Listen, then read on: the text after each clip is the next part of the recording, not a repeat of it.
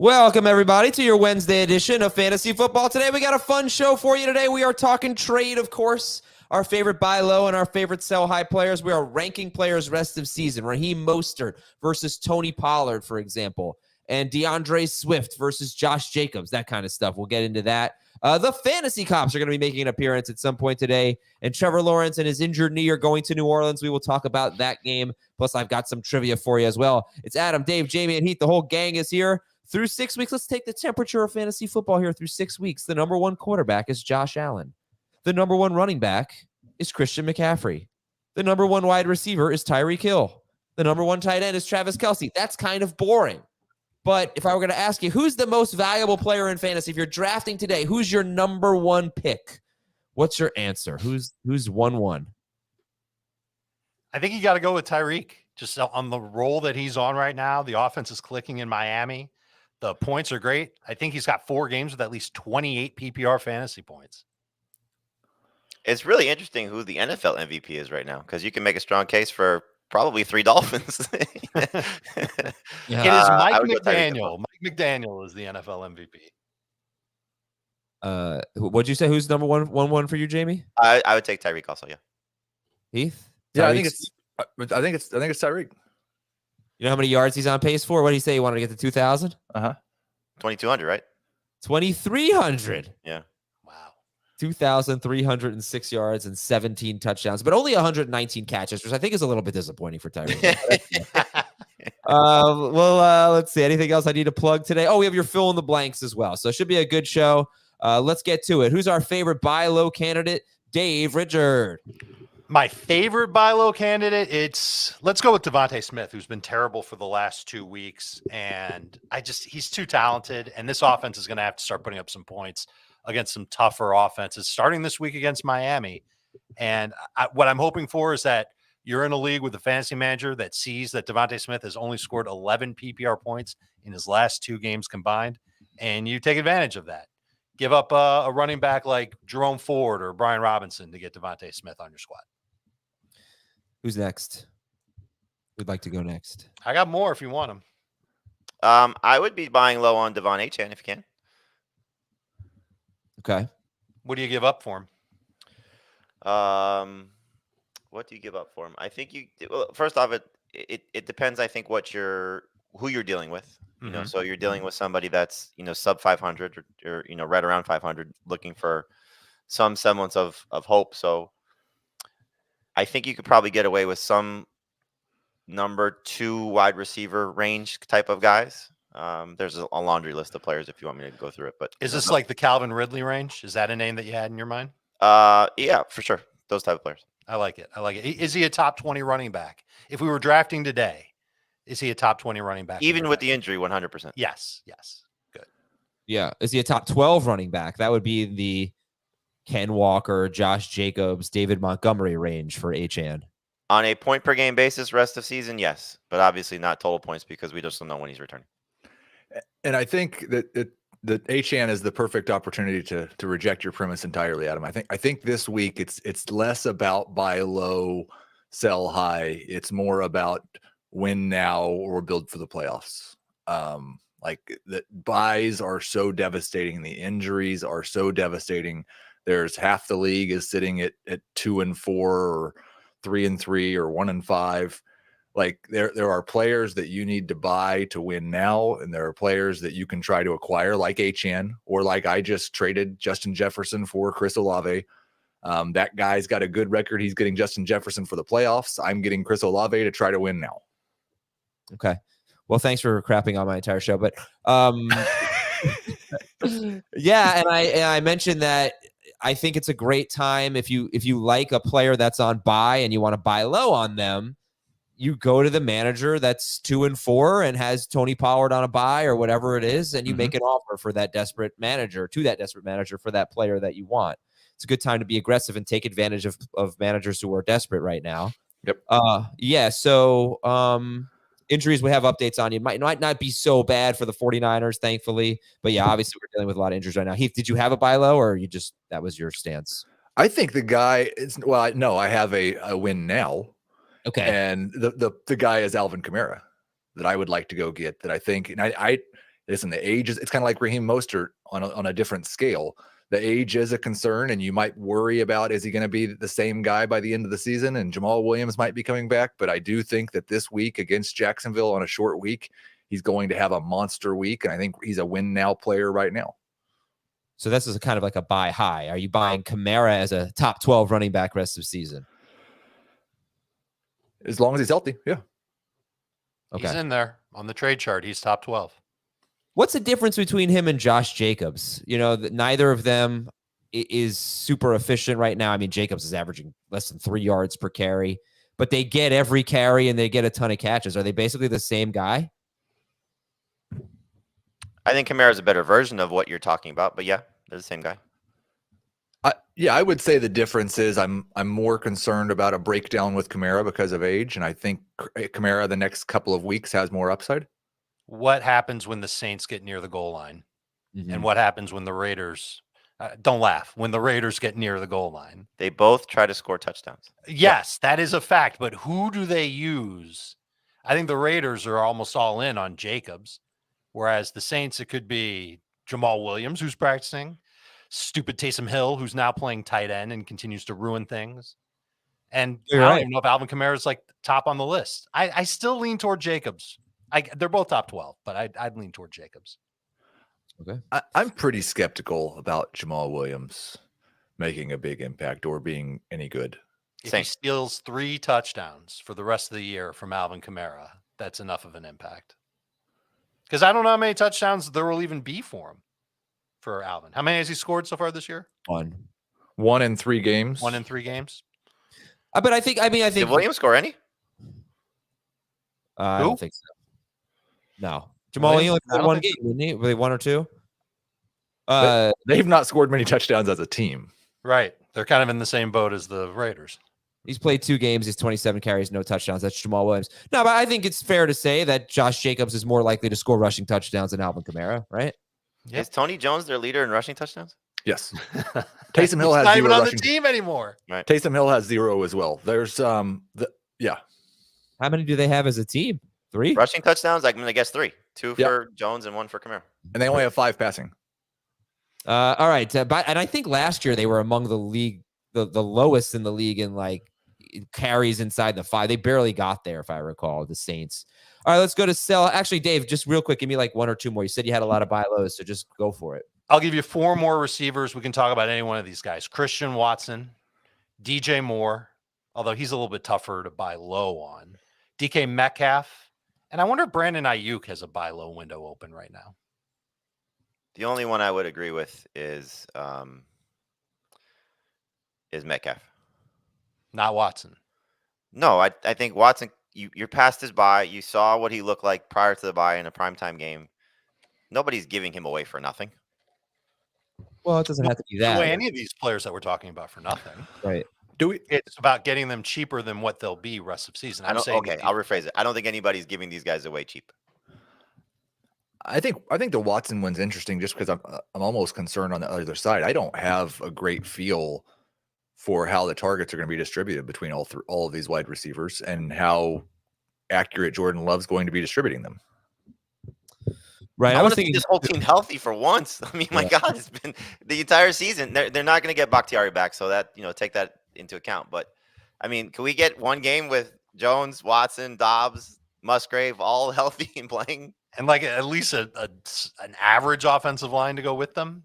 That's what I'm hoping for. I'm hoping that Aaron Jones' return changes things for Green Bay's offense and that they find a way to settle Jordan Love down. I'm sure they don't want to take away all of his aggressiveness, but they've got to get him to like make easy throws and just keep things short and not miss guys as much as he has been.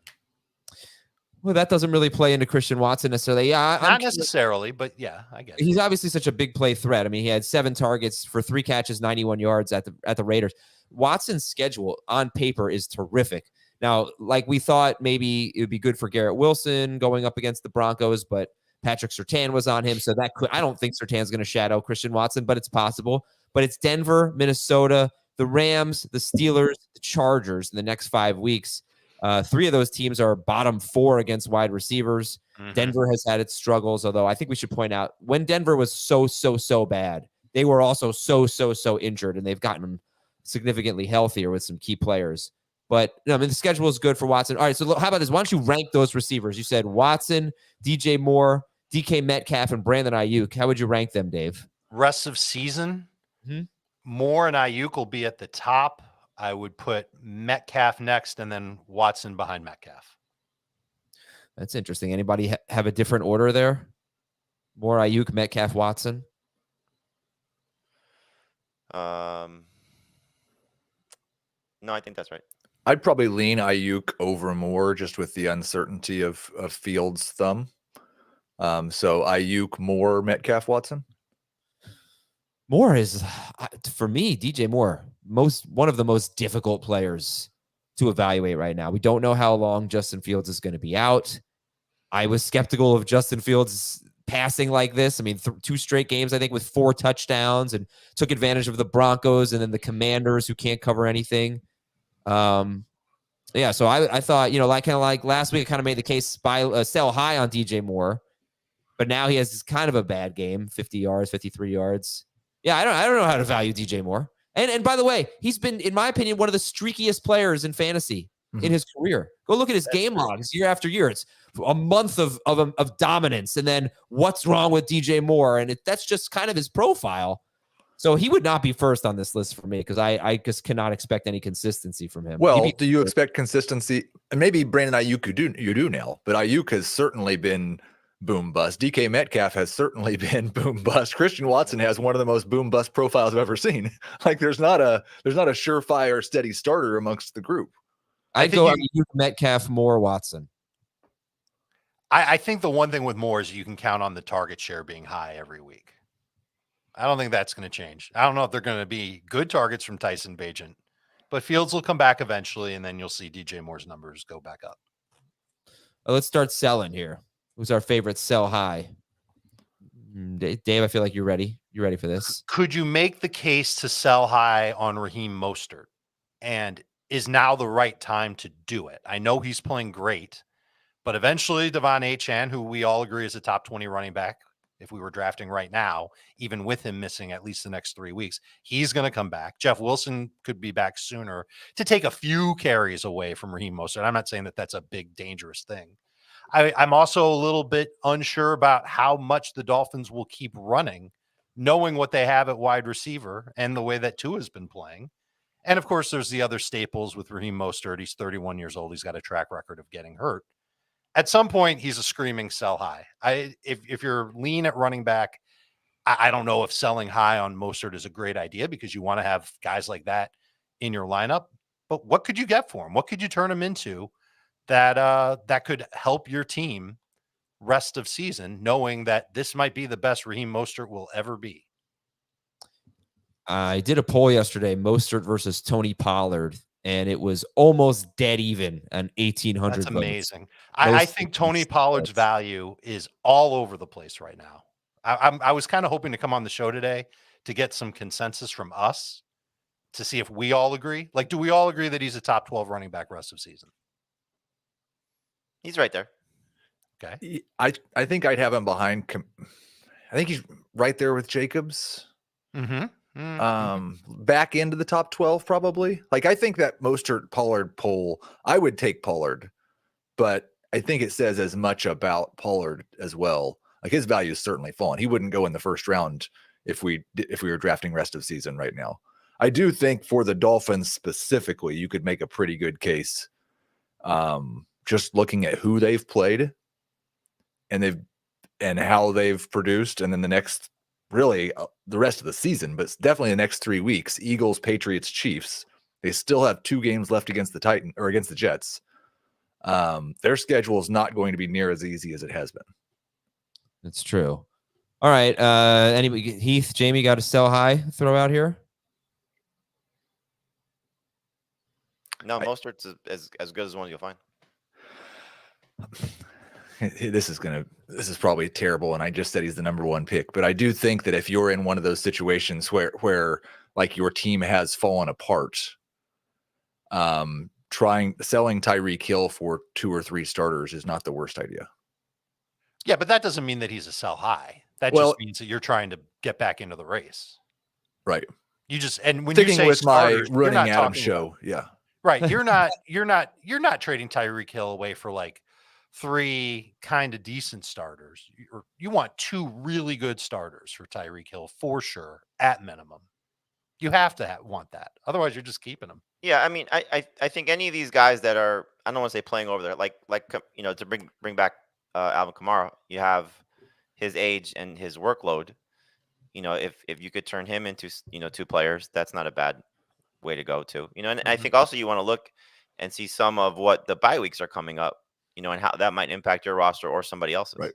So when we get to a point where you look at a team that's teetering 500 or lower, and they have some bye week concerns coming up, you might be able to poach a couple of guys that will help you down the road for something that will help them in the immediate future.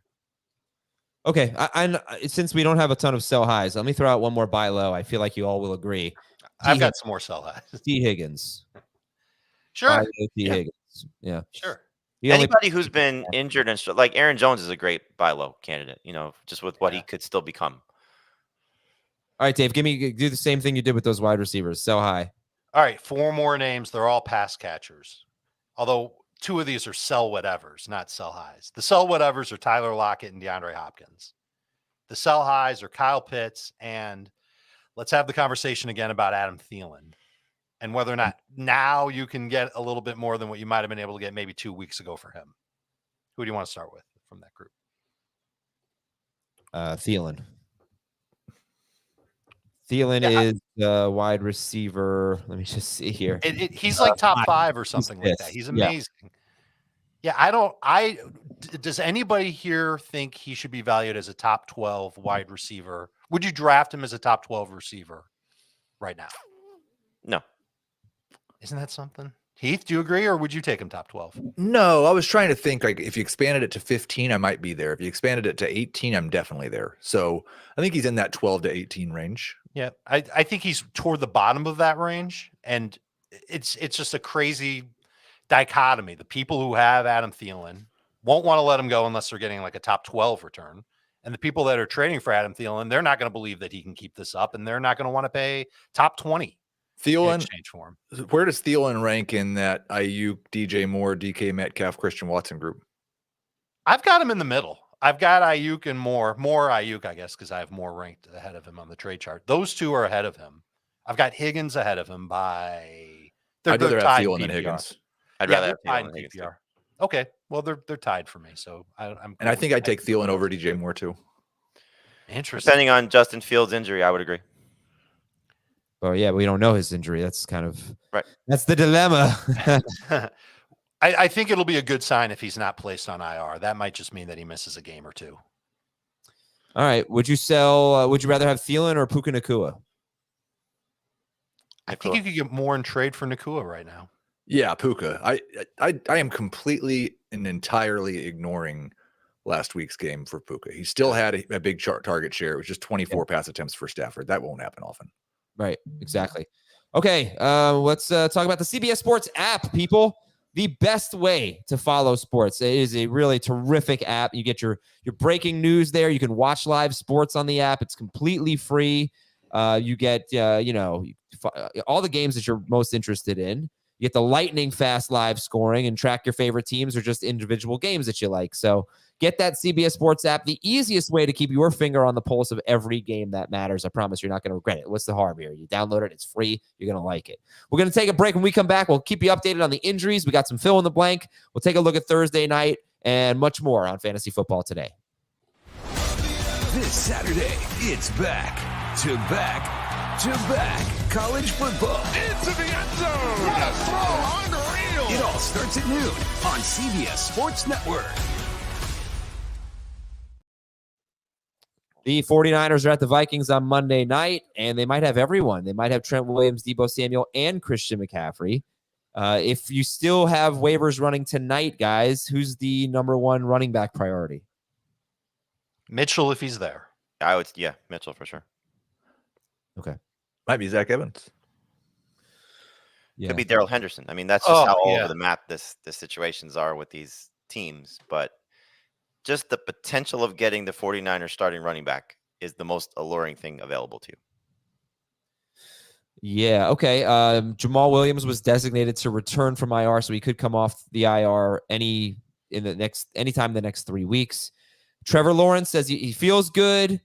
His backup quarterback, CJ Beathard, said Lawrence is probably going to play. You guys are ranking him. We'll talk about that game soon. Zay Jones missed practice. Looks like he's not going to play Thursday night at the Saints. The Eagles signed Julio Jones. Anyone care? No. Julio's family. Yeah, all right. Colts defensive tackle Grover Stewart is suspended 6 games. That is a big loss. And it's good news for the Browns running backs this week. Grover Stewart, a run stuffer for the Colts. All right, so talking about the Rams here, you heard Darrell Henderson. He's on the practice squad. The Rams elevated Royce Freeman from the practice squad. They signed Henderson, who's been there before. They signed Myles Gaskin.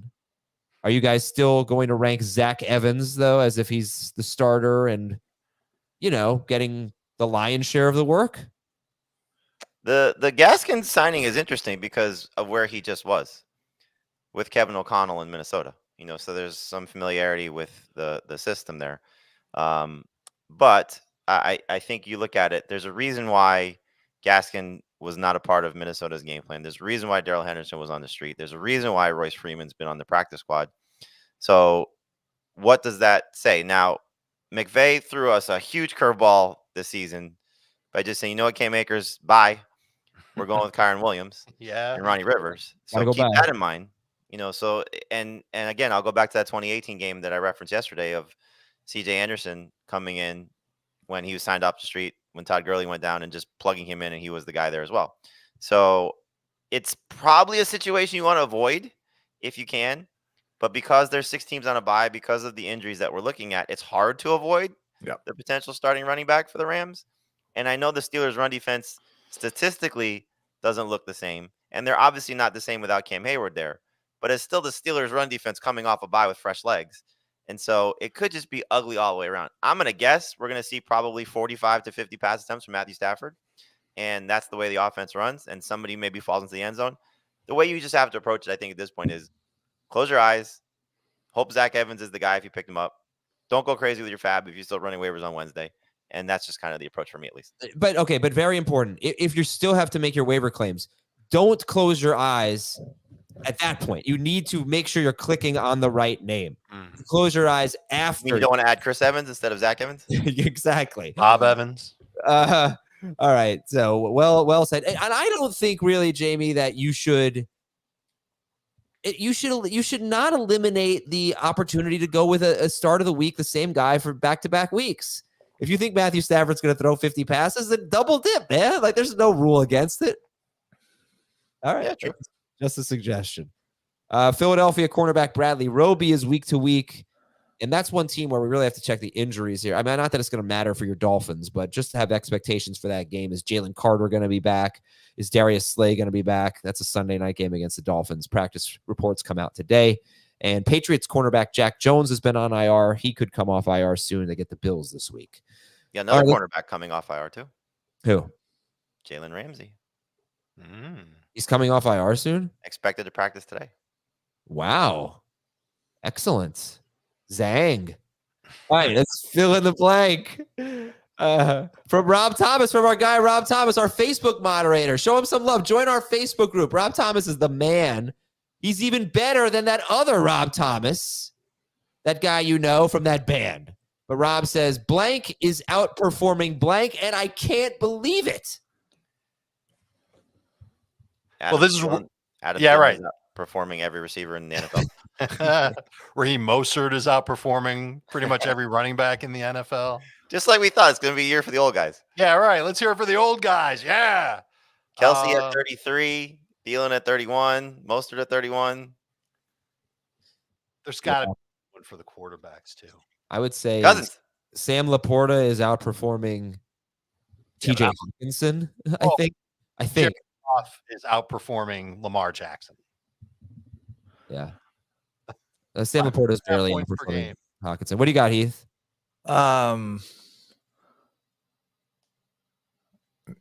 Probably Raheem Mostert is outperforming all the running backs, I guess. Yeah. All right.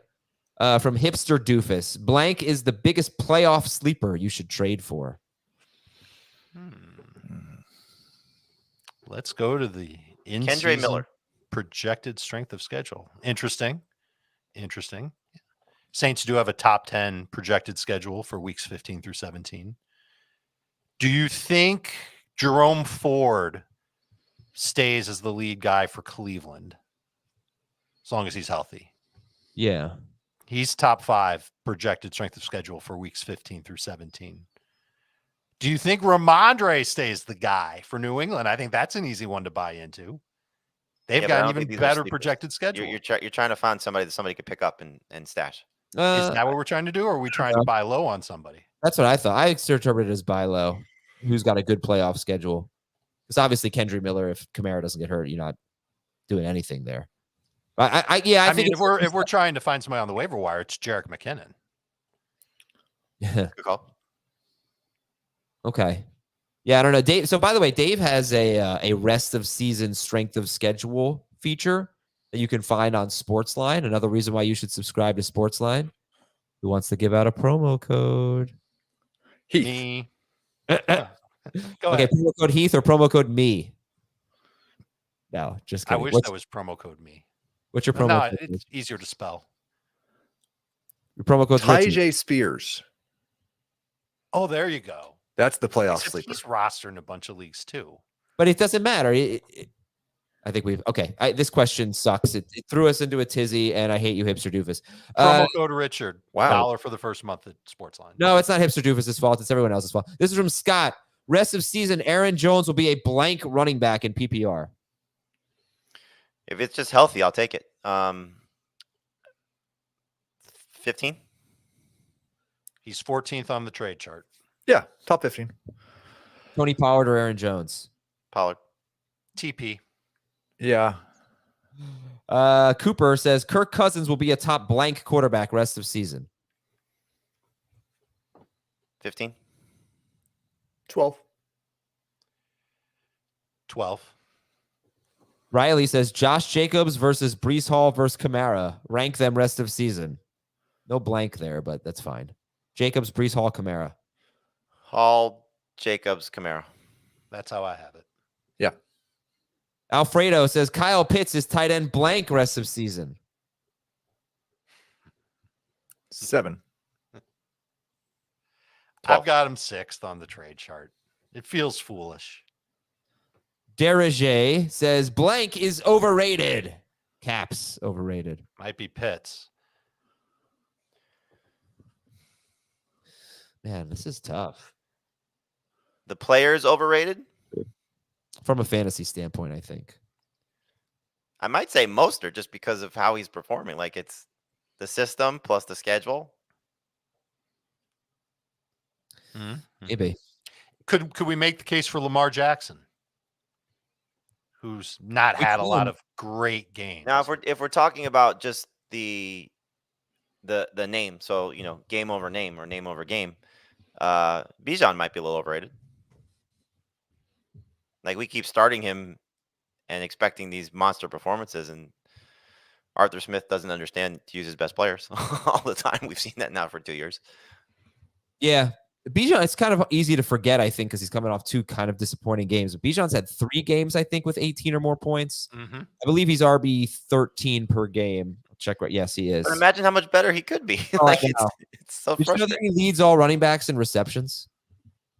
And that's surprising. I mean, That is surprising. not gonna. I mean, Kamara and Eckler, you figure, are gonna be ahead of him, but he's got 26 catches, and Jacobs is 25, is second. Better than McCaffrey, and you can't say health there. Yeah, same amount of games. Although McCaffrey left one in early. McCaffrey's got 23. They're right there. Kamara has 23 in 3 games. Okay. I think the answer last week was probably Russell Wilson. I think there was a lot of stuff that Wilson was performing pretty well, but it felt a little fluky to me. And Yeah, I was gonna say Jordan Love. I think that matchup between those two is pretty interesting this week. Yeah. This one's from Matthew. The Giants blank. Stink, suck, awful, vomit. Should have tanked last year, like I said. Yeah.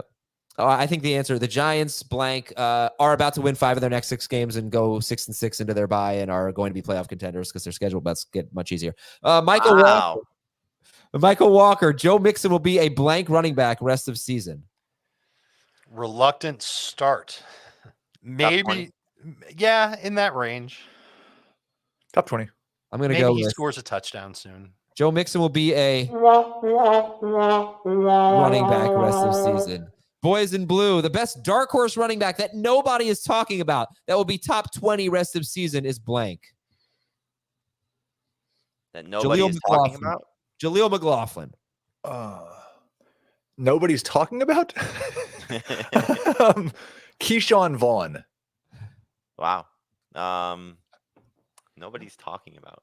I'd say Sean Tucker on the same team. I don't know if any of these guys are good. I think Vaughn passed Tucker. Vaughn is. Yeah, I wonder if he's not fast enough to pass Tucker. He might fall back behind him eventually.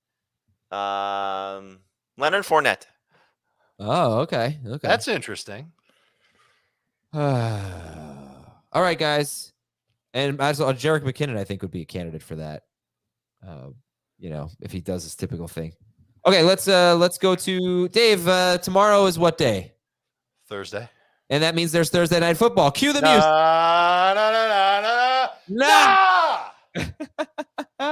And Dave's in an office where people are staring at him probably right now. There's no one within 20 feet of me. We're good. There's no one in the office. Jacksonville's at New Orleans. Stat of the game. There's a reason why I got in office. No one's here. The Jaguars, they are struggling against good receivers, especially outside receivers. Michael Pittman twice, Tank Dell, Stephon Diggs, Gabe Davis, all of them 97 or more yards against the Jaguars. They've allowed the 4th most completions of 20-plus air yards. Everything's setting up nicely for a big Olave game, right? I mean, I've gotten a lot of Olave questions lately. Should we just say you probably shouldn't have Olave questions this week? Must start guy. You should. And another wrinkle to it is that Tyson Campbell, who's one of the top corners for Jacksonville, not expected to play. His replacement has allowed a 75% catch rate over the course of his career. Hasn't even played 100 coverage snaps. So I think you just roll with Olave. Good start this week. Okay. Top 10. Let's start with the Saints then, guys. Kamara must start, right? Yep. Easy. Olave must start. Yep. Any others, not must starts, but guys you want to start on the Saints, Jamie? I want to play Rashid Shaheed in DFS for exactly everything you just laid out. Michael Thomas is what he is. He's a low-end number 3 receiver in PPR. You're getting a floor and a ceiling that is basically the same. So don't have a lot of high expectations, but you just know what you're getting. So, yeah, that's it. I think there's 2 must starts, and then Derek Carr is very intriguing because he's not great, but matchup is favorable, and he is coming off 2 games where if he had gotten that second touchdown, you'd be happy with the performances. He's averaging 18.5 fantasy points over that span. I hope the play calling, if the game is close at the end of the game, is a little bit better in his favor because that was awful. I'm sure he had a big hand in that. But in any event, I think based on the quarterback landscape, I'm very close to ranking Carr ahead of Lawrence this week.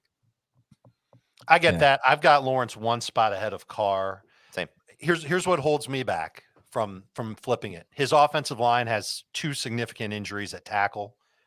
They're going with Trevor Penning, who was just benched at left tackle now. He's back at left tackle, and they're flip-flopping guys all over the line to try and just get a decent front 5. Not that the Jaguars pass rush is dominant by any stretch. They have been playing a little bit better the last couple of weeks, Trayvon Walker specifically. But I worry about how he does. He throws a ton of deep balls. They're almost like half of them are overthrown, like no shot at being caught. And so I'm nervous to trust him, especially since does he have a game this year with 20 fantasy points? I don't think he does. No. No. So it's tough to trust him, but given what you said, 6 teams on bye and Justin Fields is hurt and some other quarterbacks you just can't trust. I'm finding myself kind of interested in Derek Carr. We have some Carr questions from the chat. Carr or Love from David? Please say Love. He says Love. I do say Love. Carr or Gino from Anthony? Carr. Gino. Gino. Taysom Hill or Logan Thomas? Thomas. Thomas is safer, although I think one of the reasons why Hill got so much work last week was because they were playing a heavy zone coverage defense, and they're going to see that again this week. So there's an outside chance that we see another 9-point PPR game from Taysom Hill. I just don't want to trust it if I don't have to. Howell or Carr? Howell. Howell. Oh, Thielen for Zach Moss. This is not related, but do not make that trade. Do not give up Thielen for Zach Moss. Right. Okay, Heath. What about what? Okay, let me. I know you're starting Logan Thomas over Taysom Hill, but what about like Cole Kmet or Jonnu Smith over? Yes. Not interested. You're not interested in Taysom Hill. Maybe in a non-PPR league, but not really. No. All right, we want to see another performance like that from Hill, where he's actually. I don't really. All right, so let's go to the Jaguars here, and ETN is the easy call. Is there another easy? I guess you're starting Ingram, who has 0 red zone targets this year, by the way. That's fun.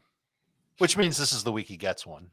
Definitely start. He got 7 targets in 5 straight games. Yeah. No, you're starting. You're starting Evan Ingram. I like Kirk better than Ridley. I think the matchup is much better for Kirk on the inside than it is for Ridley on the outside. Everyone looks at Marshawn Lattimore as like this amazing shutdown corner. He's not really following anybody. Adebo's on the other side. I think I'm saying his last name. It might be Adebo. Yeah. I'm not sure. Let's call it Adebo. Okay. He's been playing great too. So they've got 2 outside corners and they man up a lot. We talked earlier this year about how Calvin Ridley does against man coverage. I'm skeptical that Ridley can have a great game here. Tack on the fact that the Jaguars have their own offensive line issues and Trevor's got the knee.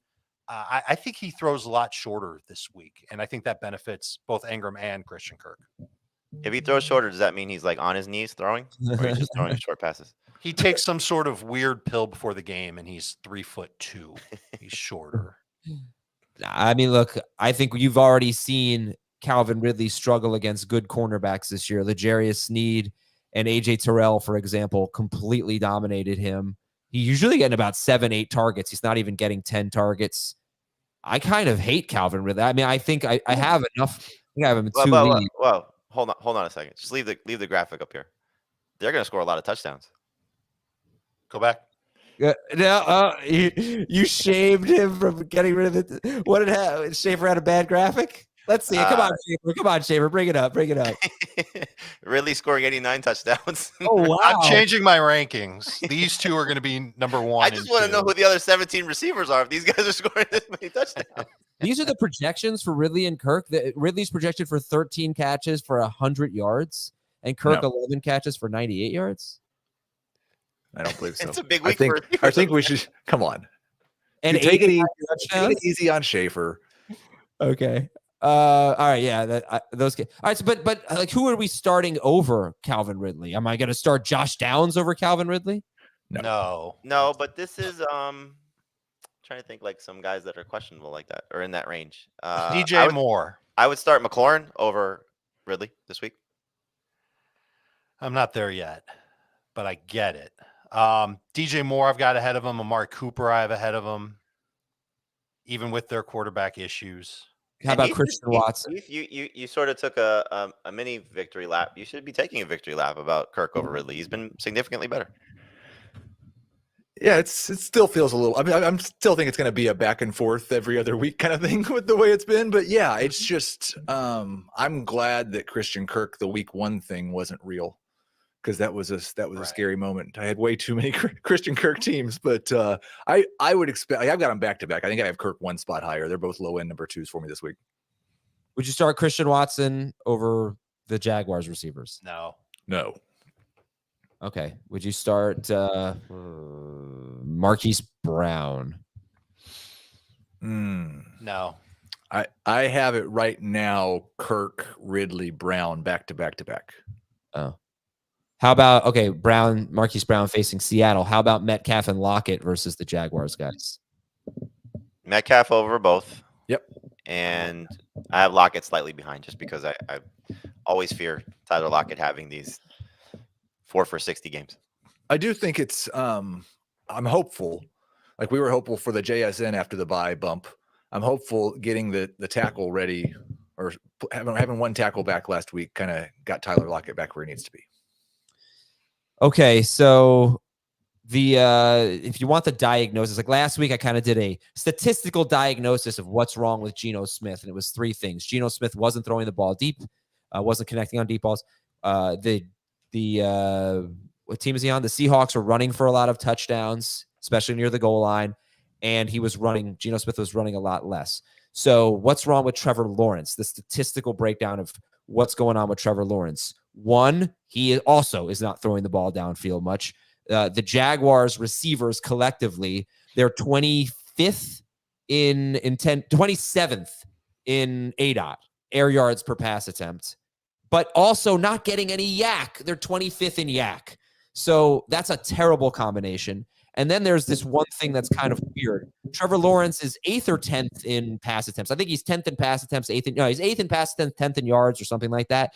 He is 27th in red zone pass attempts and 27th in green zone pass attempts. So either they're just not getting there or they're running the ball a ton. But it's a bad combination for Lawrence, not throwing downfield, not getting anything after the catch, and not throwing the ball near the end zone. And there's a third factor as well. Coming into last week, 4th, maybe 5th, he was completing 40% of his passes in the red zone. Well, He also struggled on third downs, and there were also a bunch of drop touchdowns. He's never that's kind of the last part of his game, and we've talked about it before with rookie quarterbacks struggling there, and we're viewing last year as his rookie year because Urban Meyer year doesn't count. But that's kind of the thing that hasn't clicked yet, is he hasn't ever really had success in the red zone. So give me some guys you're starting over Trevor Lawrence this week. Sam Howell, Jordan Love. I have Geno higher. Yeah. Jared Goff. I don't trust Geno. Stafford, yeah. Yeah, but we got Lawrence who's struggling per game. He's QB 17, has a knee injury on a short week at New Orleans. It's a lot of bad things here. He's not top 15 for me. All right. Do you like a DST in this game? Saints. Okay. Dave, I think that's it for Thursday Night Football. Yeah. Ding. Interesting. All right, let's take one last break here. When we come back, rest of season rankings and the Fantasy Cops. Fantasy Cops. Yay. All right, we'll be right back on Fantasy Football today. The Scudetto, where the soul of Italy meets the pinnacle of calcio. Catch Serie A on CBS Sports Network and streaming live on Paramount+. Rest of season rankings for you on a Wednesday. Rank them. Raheem Mostert, Tony Pollard, or Josh Jacobs. Rank them. It is Pollard, Jacobs, Mostert, rest of season. I've got it. Jacobs, Pollard, Mostert. Jacobs, Pollard, Mostert. Okay. Note, all 3 of them have Mostert last. You've got this, though, 3 more games before Achane is back.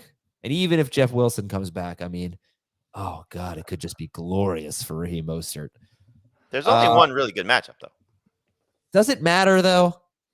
We're going to find out. Yeah, we are going to find out. I think the evidence points towards yes. That it matters? Toward they're off. Like they've averaged like 50 points a game against bad teams and 22 against good teams. Who are the good teams? The Buffalo. They who scored else? 20 against Buffalo and 24 against the Patriots. Raheem Mostert had a good game that day, but it's also like he could still score, right? Because I don't think anybody is completely shutting this team down. He could still score and have 50 total yards, and that's still a very good day. It's just not where he's been. All right, rank these 3 players: DeAndre Swift, Travis Etienne, Breece Hall. Rest of season. I've got Hall, Etienne, Swift. I've got Etienne and Hall very close, Swift behind them. Swift definitely third. I go back and forth between Hall and Etienne. Swift, by the way, since week 2, because week 1 he had 3 carries or something, 1 carry for 3 yards, whatever it was. He has the 6th most carries, the 4th most targets, and the 4th most catches among running backs. He did just have 8 catches and 10 targets in his last game. He has 20 targets in his last 3 games. But his role is DeAndre Swift's role right now is that of a pretty elite running back. He's basically gets all their carries. He gets catches. He will split at the goal line. But so will ETN, I think. Probably. I mean, they had 22 rush attempts last week, and he had 10 of them. 22. They're not running back carries though. Right, but that's still in that offense. That's what counts. Yeah. He has Hurts to deal with. That's for sure. But he's basically Miles Sanders, but better. Juice. Yeah. I think it'll be really interesting if that offensive line has some injuries and has some problems because DeAndre Swift. Yeah. DeAndre Swift is the guy you want to give the ball to if there's a hole that's 3 yards wide. When the line's muddy, he doesn't know what to do.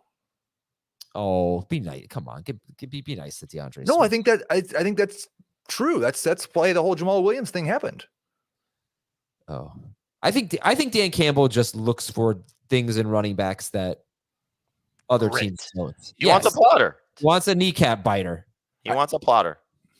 I think go back, and I said this before, but go search for Austin Eckler talking about the difference between David Montgomery and Jahmyr Gibbs. No, I get it, but I just think he values physicality and that kind of back. Right. Power and strength. Yeah. Okay. It's working.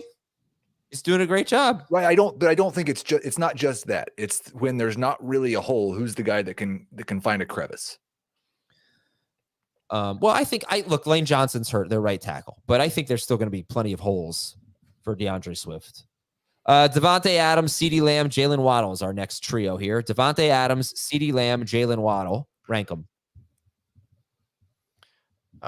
In that order, Adams, Lamb, Waddle, but I'm so worried about the shoulder injury for Adams. I mean, like you've seen what he's looked like since he's gone down. It's been pretty ugly. Adams, Lamb, Waddle. We have the same order. How do we know the injury can't be so bad that he's playing. So I don't know how bad it is, but between that and the fact that there's no Garoppolo for at least this week, it does make me nervous, even though it's against Chicago, to count on Devonta Adams as like a top 5 type of fantasy wide receiver. But once he's healthy and once Garoppolo's back, and it sounds like everything's going to be okay with Garoppolo, which is great. I think he goes right back to being in that top 5 to 10 range for sure. There are some concerns, I think, for CeeDee Lamb. And it was something Troy Aikman said. And you guys, I don't know, was there a Manning cast on Monday? There wasn't. Oh, okay. Something Troy Aikman said really stood out to me, especially when he talks about the Cowboys. CeeDee Lamb caught a pass, and Lamb's coming off a great game, 7 catches for 117 yards. But Aikman was saying, it was like Dak Prescott was scrambling, rolling, throwing, finding Lamb downfield. Nice play. But he said, where are these timing plays that the Cowboys offense is supposed to have? These pass plays where Dak just gets the ball, drops back, and in a second or so, he just throws, to the on a timing play. Not something that's sort of off script. So really it was interesting to hear that because I feel like there are some issues with the Cowboys offense. It's not a well-oiled machine right now. And meanwhile, CeeDee Lamb, his target share, his target per route run rate, it is way down. And it is not what you expect from an alpha wide receiver. That could easily change. We're only 6 games into the season, but I thought even though it was a good game for Lamb, he did get those yards in kind of a way that it wasn't like he was like the first read in the flow of the offense. It was sort of improv, I think. And I don't know if that stood out to you guys at all, but I do think there's some underlying things that are concerning for CeeDee Lamb so far. I mean, if you go back to, McCarthy's offenses in Green Bay, it was a lot of Aaron Rodgers standing there waiting for guys to do something because he was so great and moving in the pocket and, but there wasn't a lot of creativity. I mean, we said it for years, like where's the pick plays? Where's the, motion to start the, line of scrimmage? It's I think more just what McCarthy's systems are. He puts a lot on his quarterbacks to make plays, and it works when you have a Hall of Famer. It doesn't work so much when you have a guy that's just good. And so, you got it. That's a good fair point by you, mostly by Aikman, but yeah, by you. No, it's Aikman. It's Aikman. All right, last one here. Puka Nacua, Devonta Smith, Mike Evans. Puka Nacua, Devonta Smith, Mike Evans. Rank them. You just did. Really? You did. Okay. Puka over Smith and Evans. And how about you, Heath? I think I'll go Puka Evans Smith. I'll go Puka Evans Smith too. All right. Mike Evans, one game with more than 66 yards, and that was the game he cheated. Remember, he pushed off. Yeah. But no, he would have had 100 yards anyway. Okay, and but he does have 8 to 10 targets in all of his healthy games. I have some trivia for you. It's not very good trivia. And you're not going to get it. Like, there's no way you're going to get any of it. So I'm not even going to ask it. I'll just tell you. There are 4. Give us the trivia. Right, fine. 4 running backs have 105-yard line. Name them. Jacobs. No. Latavius Murray. No. Kyron Williams. No. See, I told you. It's just bad trivia. Joe Montgomery. No. Joe Mixon, Miles Sanders, Derrick Henry, and Saquon Barkley. Do those teams have like a combined 6 visits inside the 5-yard line? Barkley like 2 carries. There's also one more. Nick Bawden actually has 1 carry for the Jets. He has their only carry inside the 5. This one actually is pretty fantasy interesting, I think, even though you won't get it. But 2 players have more than 50% of their team's targets inside the 10-yard line. 2 players have more than 50% of their team's targets inside the 10-yard line. One of them has 62.5% of his team's targets inside the 10. Name them. They are Cortland Sutton. No, they are on an AFC East and NFC North team. And they're not just receivers. They're pass catchers. One's a tight end, one's a receiver, and neither of them are must starts. They're probable starts. You said AFC East, and what was the other one? Cole Kmet. AFC East and Cole Kmet. Oh. So who's AFC East receiver? A wide receiver in the AFC East. Yeah, 62.5%. Chosen. Stephon Diggs. No, it's Oh, not you a said probable starts. Never mind. I have a crazy guess. This can't be Dalton right. Kincaid. No, you said tight end. No, you said this. It's a maybe start, so I can't Hey, guess. play the Adam you were right. Play the Adam you were right. Okay. It is terrible trivia. Yeah, it's so bad. Adam, you were right. It's so bad. It's Garrett Wilson. Garrett Wilson is getting basically 2/3 of his team's targets inside the 10-yard line. I did think that was pretty fantasy relevant. Yeah. Pretty interesting. And Cole Kmet getting 50-something% as well. All right, Heath. Well, I was wrong. I was right about the trivia being bad, but hopefully I'm going to be right about this next segment. The Fantasy Cops. It's going to be awesome. We are here to settle your league disputes. Can't wait. Okay. Fantasy Cops number 1. This is from Nick. After week 5 in one of our leagues, I noticed a trade for Josh Jacobs for Zach Charbonnet, which I questioned the commissioner on because it seems so lopsided. He was also one of the teams involved in the trade. He said, I missed the fact that there were future draft picks involved in the trade. This is something we've never done before. And being a redraft league, I question the rule change to allow trading of draft picks for future years, since each year is a clean slate. What? My biggest issue was the fact that he didn't even announce this change to the league. And he said he just assumed we would see it in the league summary. His trade partner didn't even realize they were trading away their first-round draft pick next year in the deal. So I questioned the fairness of the trade and asked if it should be potentially reversed. So wait. The trade was Charbonnet for Jacobs, and he threw in some picks to get Jacobs. And the guy apparently didn't even realize that picks were involved. So this gets even fishier. But wait, there's more. Heath's going to really like the end of this. The commissioner didn't like being questioned and refused to make any changes. He offered to give me my money back. Well, I didn't agree with the rule change and how he handled it. I told him I'd prefer to keep playing out the year. He thought otherwise, and he Venmo'd me back my league buy-in and locked my team, and he kicked me out of the league. I didn't collude or cheat. I disagreed with him. I'd love to hear your thoughts on what transpired. People are sensitive in their fantasy leagues, huh? I mean, you should message the other 10 people in the league, or 9 people, or 8 people, whatever it is, depending on the size of your league, and start a new league and get rid of that commissioner. What a jerk. You should send him a thank you note because he did you a favor. That's crazy, man. He sucks. Very sensitive, and you are totally in the right, and he's under arrest. So far, the worst commissioner of the day. Yeah. From Michael, the commissioner in our league, who is also the number 1 team, is proposing a trade with the worst ranked team in the league. whose manager has not been setting lineups and has a terrible roster. The commissioner wants to trade Pittman and Zach Moss for Keenan Allen and $20 in fab. Is that veto worthy? No. It's not even close. Yeah. Yeah, no. Okay. I understand it's bad, but it's so the manager isn't setting his lineup. He's not playing, and now he's going to make a trade. Well, that's a good point. That's a little. It's or not is the commissioner like kind of pulling the strings from both sides? Like you almost have to wonder. I'd be a little bothered by it, Dave, if a guy were not. I'm bothered by it. Oh, you could be bothered by it all you want. I'm not saying it's not worthy of being bothered by. I just need to make sure that the deadbeat manager is willingly making this move. Yeah.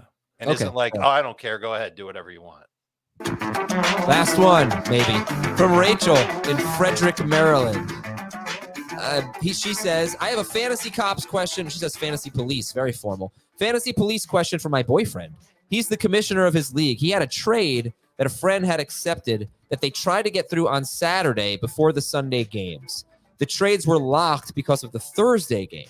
The trade was Waddle and Pacheco for Fields and Madison. So I guess this was complicated by the fact that Pacheco played on Thursday, right? So yeah. Waddle Most leagues won't let you trade guys who have already played. Yeah, Waddle and Pacheco for Fields and Madison. Considering the trade was blocked, his friend started Fields, and my boyfriend then vetoed the trade. But now that the games are over, the new trade is Pacheco and Waddle for Madison and Godwin instead of Madison and Fields. One league member is pretty pissed off and thinks the trade should have gone through and the veto is wrong. My boyfriend said that if he weren't the commissioner, he would have asked the petitioner to veto because the other person started Fields. What say you? Was he wrong to veto the trade? I think it's iffy because he is the commissioner and he's involved in the trade, but I also think no harm, no foul because the other person is still getting the same players in the trade. The other person's getting Waddle and Pacheco. All right, so let's recap here. Waddle and Pacheco for Fields and Madison. You had to cancel the trade because Pacheco had already played, and then they redid the trade, but they did it without Fields, presumably because he got hurt. And that guy started Fields, by the way, that week, and they made it Madison and Godwin instead of Madison and Fields. Everything kosher here? Yeah. Yeah. Both teams currently agreed to the trade, right? Yep. We're good. Okay. I think we did have one more, though. We did have one more, Heath? Okay, yes. I'm going to read one more. This one is from, is it anonymous? Is it? If you read the email, I think it tells you. Oh, it says, please don't use my name. My friends all listen. Okay. Dear Ben, Nando, Al, and Ben. My friends and I all play in several leagues together. One guy, let's call him Jesse, is the commissioner of most of them. Another friend, we'll call him Richard, picked up Keaton Mitchell in almost all of our leagues last week. On Sunday morning, he still had Mitchell in an IR spot, and Commissioner Jesse told him that he was going to remove him from his team if he didn't put Mitchell on the active roster. Richard made a bunch of roster moves and either dropped Mitchell or someone else to get his rosters legal. Crisis averted until I went to do waivers on Tuesday, and Jesse had Mitchell in an IR spot in our newspaper league that he is the commissioner of. Please regulate. What do you think? I'm going to abstain. Because you know what I'm going to say. I don't know, Jesse. What happened there? I don't know. I had too many leagues. We're all very busy on Sundays. For I wasn't going to drop any of Dave's guys. Are you serious? That's the worst. That's the worst, Jamie. You made the threat and then you just said you weren't going to follow through on it. I wasn't going to drop any of you guys. That's terrible. You saw me hustling through how many leagues is it? Like 8, 9 leagues? Oh, that's not right, man. That's funny, man. All right. Well, that's it for the Fantasy Cops. That's it for the show. I'm going to play us out on the Fantasy Cops music. We've got starters sit for the AFC home games tomorrow. Hope you enjoyed our show. We also have a Thursday night live stream if you need help with your lineups. We'll talk to you tomorrow on Fantasy Football Today.